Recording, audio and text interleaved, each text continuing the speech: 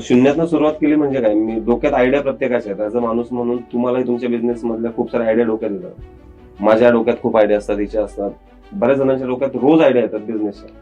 Problem काय आहे की आपण एक्झिक्युशन पर्यंत कोणीच नाही जातो, की मला ते करायचंच आहे.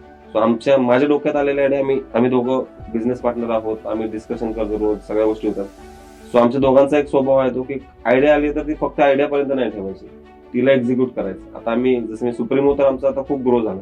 दुसरी एकेस फिनटेक म्हणून माझी आयटी कंपनी आहे. तुम्ही ट्रस्ट नाही करणार, 4 महिन्यात आम्ही 200 रिसोर्स पर्यंत पोहोचलेलो आहोत. तर ते आम्ही सुरुवात केली तर आमच्या डोक्यात होतं की 10-15 लोक घेऊन आपण चालू करू.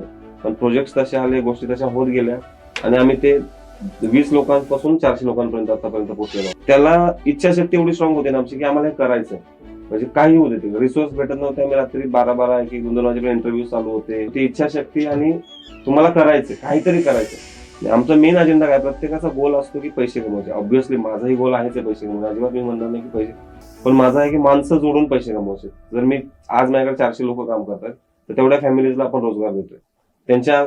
त्यांनी केलेल्या कामाबद्दल त्यांना सॅलरी तर देतोच. मी पैसे कमवत नाहीये का, मीही कमवतच आहे, पण 400 लोकांना आज आपण जॉब दिले, ते सॅटिस्फॅक्शन